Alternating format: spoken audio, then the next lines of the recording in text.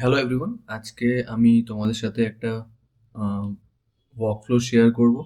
Recently আমার একটা project recently আমি একটা ইমেল ম্যানেজমেন্ট প্রজেক্টের উপরে কাজ করছি এবং সেখানে একটা প্রবলেম ফেস করছি, আর সেটার কিভাবে সলিউশন করেছি সেটা তোমাদের সাথে আজকে শেয়ার করব। তো প্রজেক্টটা হচ্ছে যে আমার ক্লায়েন্ট সে ইমেল রিসিভ করে এবং ইমেলের মধ্যে বিভিন্ন ইনফ্লুয়েন্সারদের ইনফরমেশন থাকে। তো ইনফরমেশনটা এইভাবে রিসিভ করে যে বডিতে থাকতে পারে ইনফরমেশন অ্যান্ড লিঙ্কের মাধ্যমে থাকতে পারে, অথবা বিভিন্ন অ্যাটাচমেন্টের মাধ্যমে থাকতে পারে, যেমন পিডিএফ ইমেজেস। তো আমি কিছু স্যাম্পল ইমেলস দেখাচ্ছি যেগুলো আমার ক্লায়েন্ট রিসিভ করে, আর ক্লায়েন্ট চাইছে যে ওই ইমেলগুলোকে যাতে অটোমেট করে স্টোর করা যায় কোনো ডেটাবেসে। কারণ এই মুহূর্তে যে ডেটাবেসে স্টোরিংয়ের যে কাজটা করছে ক্লায়েন্ট, সে একটা ভার্চুয়াল অ্যাসিস্ট্যান্টকে দিয়ে করাচ্ছে এবং ইমেলের যা ডেটা আছে সেটা ও ম্যানুয়ালি একটা ডেটাবেসে স্টোর করছে। মানে সেই ডেটাবেসটা অনেকটা এরকম দেখতে, মানে সেখানে ইনফ্লুয়েন্সারের নাম, তার ইমেল আইডি, ইনস্টা আইডি, তার ইনস্টা গ্রামে পোস্ট করার কি রেট আছে, স্টোরি পোস্ট করার কি রেটিং আছে, অ্যান্ড সব কিছু একটা গুগল ড্রাইভেও স্টোর করছে। আর যদি কোনো লিঙ্ক থাকে সেটা লিঙ্ককে স্টোর করছে। এছাড়া রয়েছে ডেমোগ্রাফিক ইনফরমেশন, লোকেশন ইনফরমেশন, মানে কোন কান্ট্রিতে কত রিচ আছে ওই ইনফ্লুয়েন্সারটার। তো এই ইনফরমেশনগুলো এই মুহূর্তে টোটালি ম্যানুয়ালি করা হচ্ছে, তো আমাকে বলা হয়েছে যে এটা টোটালি অটোমেট করতে। তো এই প্রসেসটা যেটা আছে, লেট মি শো ইউ। যে পিডিএফ ইমেজ প্রসেসিংয়ের যে স্টেপটা আছে সেটা আমি কমপ্লিট করে ফেলেছি, বাট বডিতে যদি লিঙ্ক থাকে সেই লিঙ্কটা কি করে স্ক্রেপ করব সেটা একটু আমার প্রবলেম হচ্ছিল। তো আমি সেটা সলভ করে ফেলেছি, আর সেটাই আমি তোমাদের সাথে শেয়ার করতে চলেছি। তো মেন যে ওয়ার্কফ্লোটা আছে সেটা হচ্ছে এটা এটা হচ্ছে টোটাল ওয়ার্কফ্লো। এটা আমি আজকে ডিসকাস করছি না, আজকে আমি শুধু একটা পার্ট ডিসকাস করছি, যেটা হচ্ছে উম, আমি এই পার্টটা ডিসকাস করব। যে বডিতে যদি লিঙ্ক থাকে, যেমন ধরো এই ইমেলটা, যে hi Debjit see link here. তো এই লিঙ্কটা কিন্তু ফেচ করছে, বাট ওটা কিন্তু রিড করছে না। তো যেটা মেন প্রবলেম, তো এটা কিন্তু আবার ক্লিক করে খুলতে হবে, খুলে তুমি লিঙ্কটা দেখতে পাবে এবং এই ইনফরমেশনগুলো স্ক্রেপ করে আমাকে আবার ডেটাবেসে ফেলতে হবে। তো এটা হচ্ছে কাজ। তো আমি কি করেছি, আমি এই জন্য দুটো টুল ইউজ করেছি, সেটার কারণও আমি বলবো। আমি প্রথমে ইউজ করেছি হচ্ছে এয়ারটপ এআই।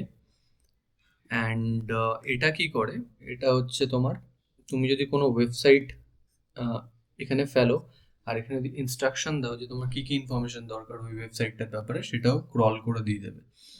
আর এখানে আমি একটা প্রবলেম যেটা ফেস করছিলাম সেটা আমি দেখাবো তোমাদেরকে। সেটা হচ্ছে এটা যদি এটার মাধ্যমে যদি ক্রল করাই, এখানে দেখো এজ ডিস্ট্রিবিউশন যে ইনফরমেশনটা আছে না, এখানে দেখো নট অ্যাভেলেবেল দেখাচ্ছে।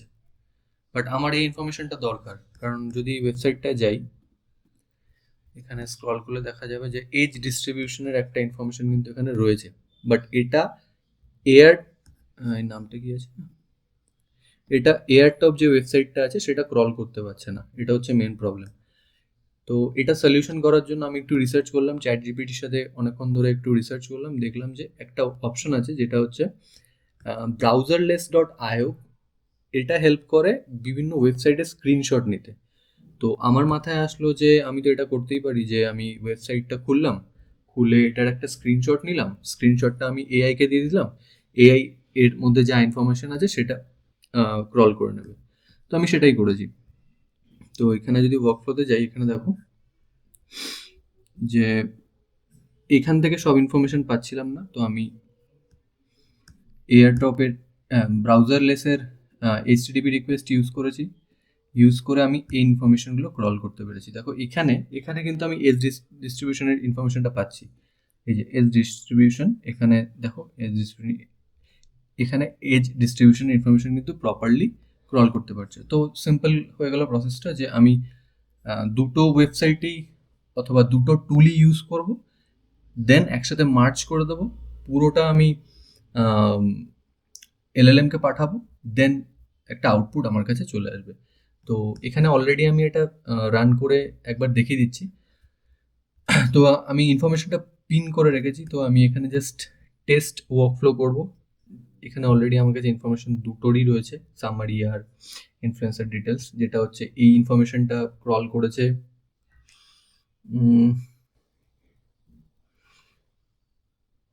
তো এখানে দুটো আচ্ছা, এই ইনফরমেশনটা ক্রল করেছে হচ্ছে তোমার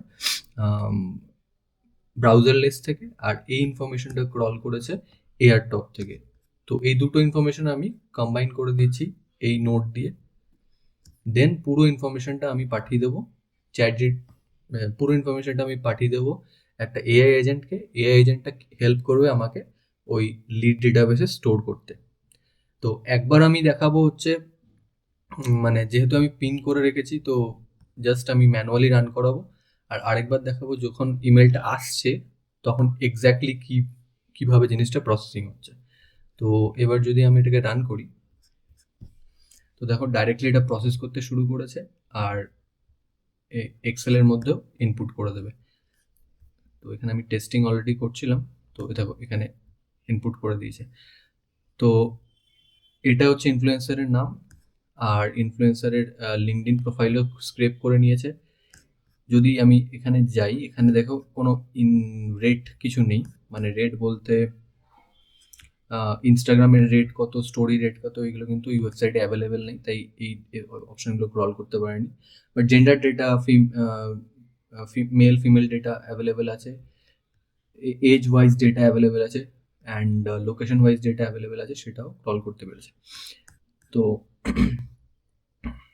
একবার এখানে যাব, এলএলএম এর যদি আউটপুট আমি দেখি, তাহলে এখানে দেখো এই ইনফরমেশনগুলো কিন্তু স্ক্রেপ করতে পেরেছে। বাট আমি একটা জিনিস লক্ষ্য করলাম যে এখানে কিন্তু লিঙ্ক অ্যাভেলেবেল নেই। তো লিঙ্ক আমার দরকার, তাহলে দেখতে হবে এখানে কিছু একটা মিসিং হচ্ছে। আমি এটাকে পিন করব, দেন শুধু এলএলএম থেকে রান করাবো। আপাতত এখন স্টোর করার দরকার নেই। তো এখানে মনে হচ্ছে মিস করছে লিঙ্কের ডেটাটা। লিঙ্ক ডেটা অ্যাভেলেবেল আছে, তাহলে কিসের প্রবলেম হচ্ছে দেখতে হবে। এখানেও পুল করছে কি? ইয়েস। তাহলে এটাকে যদি এখানে মার্জ করাই, ওপেন করলাম না, ওয়েব পেজ যেটা তো ক্রল করছে, বাট আরেকবার টেস্ট করে দেখবো। এখানে যদি টেস্ট মারি,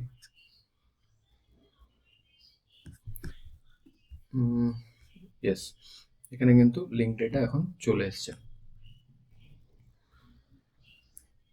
ওকে, সো এটা হচ্ছে প্রসিডিওর। তো এবার আমি জিনিসটাকে ব্রেকডাউন করছি যে প্রথমে কি করেছি। প্রথমে প্রথমে হচ্ছে জিমেল ট্রিগার, মানে যখন জিমেল সে রিসিভ করছে ইনফ্লুয়েন্সারদের থেকে, এবার সেটা সে প্রাইমারি জিমেলে রিসিভ করছে। তো যার জন্য এখানে একটা ফিল্টার অপশন আমি ইউজ করেছি, সেটা হচ্ছে ক্যাটাগরি পার্সোনাল, মানে এটা অনলি প্রাইমারি যে ইমেল, যেমন আমি দেখাই। তো এখানে হচ্ছে প্রাইমারি, প্রমোশন, সোশ্যাল আপডেটস। তো প্রাইমারি সেকশনটা শুধু শুধু প্রাইমারি সেকশনটা কি বলে ট্রিগার করার জন্য আমি এই লেভেলটা ইউজ করছি। দেন আমি ক্লাসিফাই করব হচ্ছে এই প্রম্পটটা দিয়ে, যেটা আমাকে ফিল্টার করতে সুবিধা করবে, যে শুধুমাত্র ইনফ্লুয়েন্সারদের থেকে যখন ইমেল পাবো তখনই ওয়ার্কফ্লোটা রান করবে, আদারওয়াইজ কিন্তু এই ওয়ার্কফ্লোটা ট্রিগার করবে না। আচ্ছা, আর এটা একটা অপশন আছে। আর আর এখানেও দিয়ে দিয়েছি যে classify this email into influencer link category if the content includes influencer details in link format such as rate cards, what ever it is.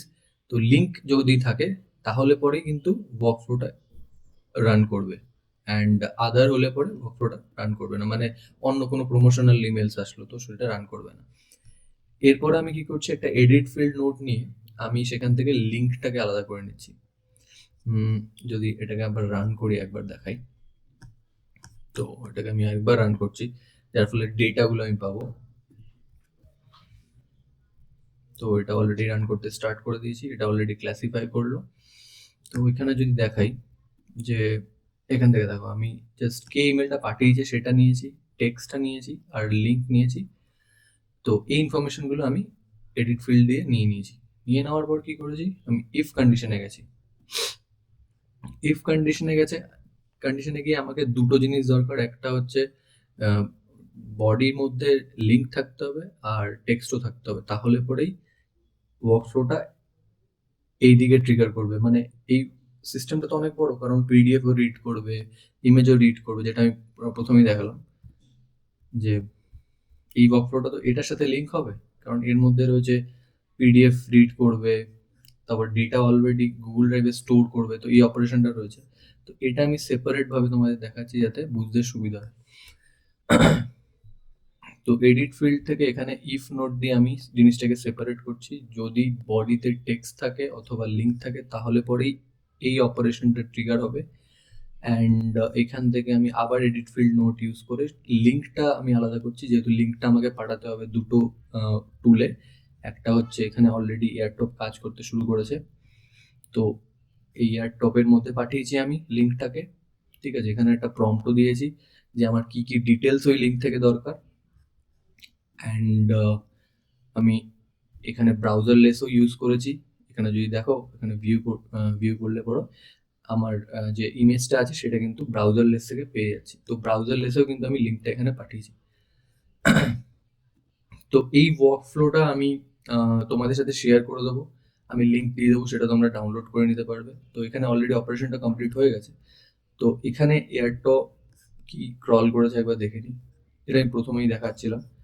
তো এখান থেকে দেখো এটা কিন্তু এজ ডিস্ট্রিবিউশনের ইনফরমেশনটা ক্রল করতে পারছে না, নট অ্যাভেলেবল। বাকি আদার্স ইনফরমেশন আমি পেয়ে যাচ্ছি। এই প্রবলেমটা সলিউশন করার জন্যই আমি ইউজ করেছি ব্রাউজারলেস, browserless.io, যেখান থেকে যদি এটা এই বাইনারিটা যখনই ইমেজ অ্যানালিসিস করছে ওপেন এআই GPT-4 মিনি, তখন কিন্তু আমি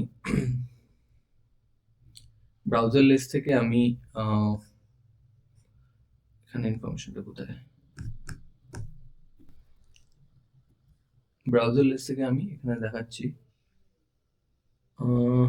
এই যে এজ ডিস্ট্রিবিউশনের ইনফরমেশনটা কিন্তু ক্রল করতে পারছি। তো এই দুটো প্ল্যাটফর্ম ইউজ করে আমি এই প্রবলেমটাকে সলিউশন করেছি। এরপরে কিছুই না, এরপরে আবার এডিট ফিল্ড নোট ইউজ করে আমি জাস্ট ডেটাগুলোকে সেপারেট করেছি। সেপারেট করে এক জায়গায় লাইক কম্বাইন করেছি। তো এখানে সব রকম ডেটা রয়েছে আর এখানেও সব রকম ডেটা রয়েছে এয়ারটপের। তো এই দুটো ডেটাকে আমি আবার মার্জ নোটে পাঠিয়ে কম্বাইন করে দিয়েছি। তো এখানে কিন্তু এয়ারটপের ডেটাও আছে, ব্রাউজার ফ্লোয়ের ডেটাও আছে। এইবার আমি এই টোটাল ডেটাটাকে আমি এলএলএম এ পাঠাচ্ছি, যেটা হচ্ছে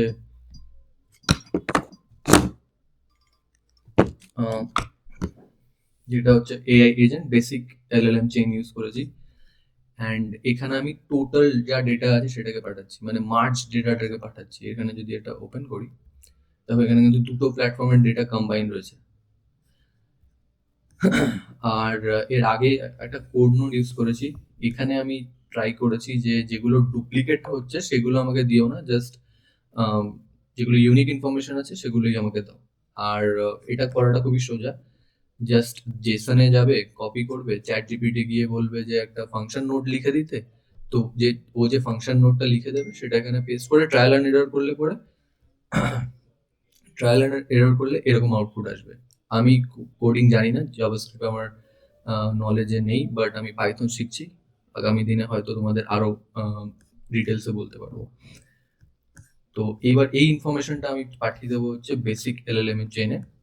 অ্যান্ড এখানে টোটাল ইনফরমেশনটা যাচ্ছে, যেটা দুটো প্ল্যাটফর্মের কম্বিনেশন।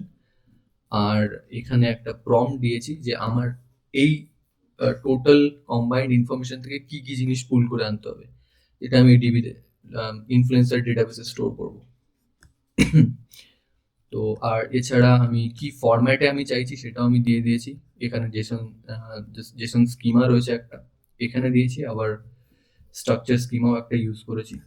যদি ওপেন করি তো এখানে স্ট্রাকচার স্কিমাও আমি ইউজ করেছি, তো যেটা আমাকে এই আউটপুটটা দিচ্ছে। অ্যান্ড এরপরের স্টেপটা খুবই সোজা, পুরো জিনিসটাকে স্ট্রাকচার করে দিয়ে অ্যান্ড এডিট ফিল্ড ইউজ করেছি যাতে জিনিসটা খুব ইজিলি স্টোর করা যায়।